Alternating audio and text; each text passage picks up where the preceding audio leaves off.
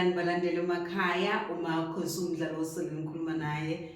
Bakithi-ke kanti ngokusebenza ngilaphaya ePietermaritzburg eMaqonqo. Okay bandla bakithi, namhlanje ngithe-ke ngisondele sizokhuluma kabanzi noma sizoxoxa ngamaphupho. Kodwa nje before siye lapho ngiyacela bandla bakithi ukuthi bonke abaqala ukubona leli page lethu bangakhohlwa ukuthi ba-subscribe, baphinde futhi bathene on ama-notifications ukuze njalo uma ngabe kukhona ivideo esithe sayiqopha nje nawe uzosheshe ukwazi ukuthi ifinyelele kuwena bakithi. Ngiyacela bakithi ukuthi nisondele nonke nje nihlale phansi ninethezeke. Akekho-ke la ekhaya umuntu bakithi esimkhiphe inyumazane nesithi akamukelekile, samukela nje wonke umuntu bakithi, nanokuthi ngisuke nginethemba njalo bakithi ukuthi lokho esisuke sikhulume ngakho ngalelo langa kusuke kukhona umuntu osuke ezosizakala, khona uzocosha okuthize bese kuyamsiza empilweni ngaleso sikhathi. Okay,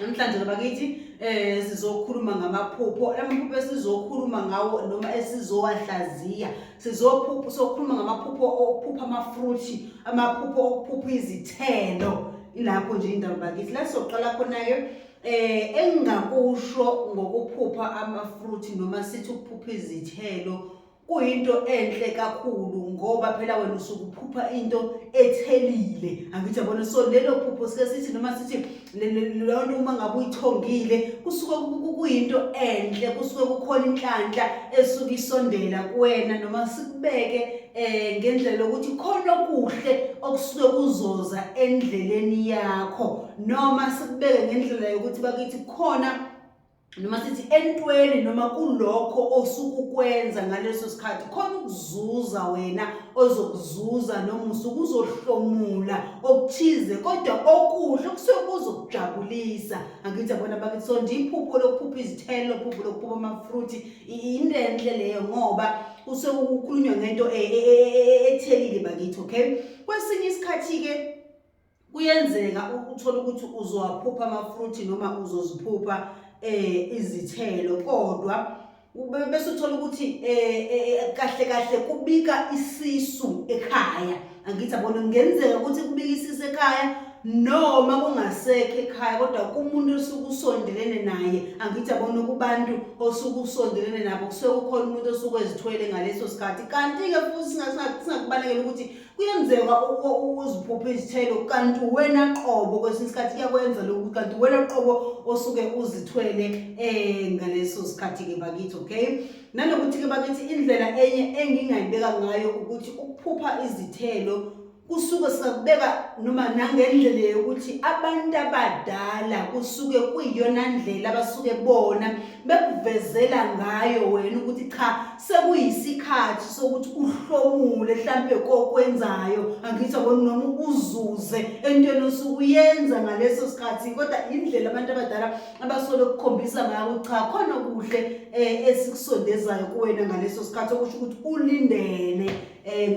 Omunye uzothi uyalithatha ifruthi, uma ngabe elithatha ifruthi khona sibonakalisweni, kodwa akumele idla engazi ukuthi liyababa, angithi yabona, athi noma liyababa noma athi munye ngilizwile sibonakalisweni kade ngidli iapula noma kade ngidli orange, kodwa livele lamuncu ngalilahla laphaya.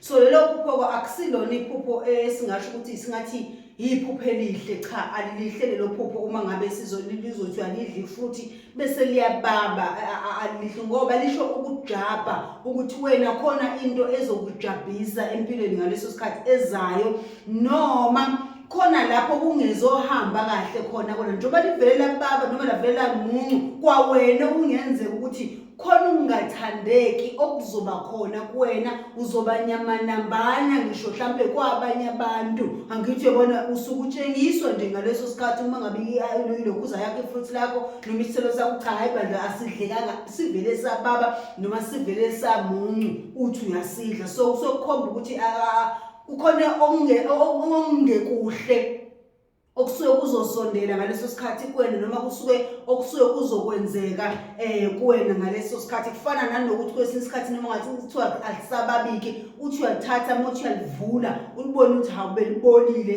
fruit lakho angithi yabo noma isithelo sakho ngaleso sikhathi lelo futhi iphupho esingasho sithi akumele kube iphupho ozonganaki noma ozolithatha kancane uma ngabe libolile ngoba lisho ukonakala kwezinto zakho noma lisho ukushabalala kwenhlanhla yakho qobo lakhona. So nje singasho sithi iphupho lingelihle ukubona isithelo ubona ifruit kodwa manje livele labola nje noma linendawana ebolile ngaleso sikhathi kusuke kungezokuya kubuza kahle kakhulukazi kwesinye isikhathi okuhlamba umuntu wesifazane uma ngabe uzophupha lokho uma ngabe kukhona ozithwele kwesinye isikhathi ukuthole sekonakala isiso ukuthi umuntu uyazi ukuthi ngike ngathonga ama-fruits kodwa ebolile angithi yabona nako lokho ayakusho ukubonakala kwesisu uma ngabe kukhona osuke ezithele ekhaya mase mhlambe noma ngabe wena kodwa emva kokuba usuthonga iphupho elifana naleli angithi yabona. So lelo phupho nje lokuphupha into ebolile alilihle kahle ngoba futhi kwesinye isikhathi kuwena ke umuntu wesifazane ukuthola ukuthi uzoliphupha lelo phupho kodwa manje libolile ifruit uthole ukuthi kwawena uzoba nezinkinga zezegulo kodwa manje izigulo esuke zizokuphatha ufuna uqaphela uthola ukuthi izigulo othola ukuthi zihambisana nesinye iyona ndlela sobe ukukhombisa ngayo cha uzoba nenkinga esinyeni mhlawumbe ugcina usungena ebhedlela uphuma waqala bewatshengiswa ngendlela ukuthi uphupha ifruit elonakele libolile lokukhomba ukuthi khona izigulo ezisuke zikhona ezisuke zisaqashile ezizovela ngaleso sikhathi bakithi. Ngicabanga ukuthi kuzwakele nje ngama-fruit kodwa nje uma ebolile bakithi ungalizibile lelo phupho uma ngabe libaba kufunakala uthi ukubhekisisa bakithi kodwa nje uma ngabe uzwaphuma ama-fruit emahle izithelo zakho zizinhle kokuhle okusho ukuthi khona okuhle okuzayo empilweni yakho abantu bakini noma ithongo lakini noma ingilozi yakho basuke bekuvezela ngalesi sikhathi khona okuhle abazokulethela kona khona ozokuzuza khona ozokuhlomula okuhle empilweni yakho. Uzothanda ke bakithi namhlanje ukuthi ngime lapho hlaziye nama-fruit noma izithelo izophinda futhi ibonane ngokuzayo. Thokozani.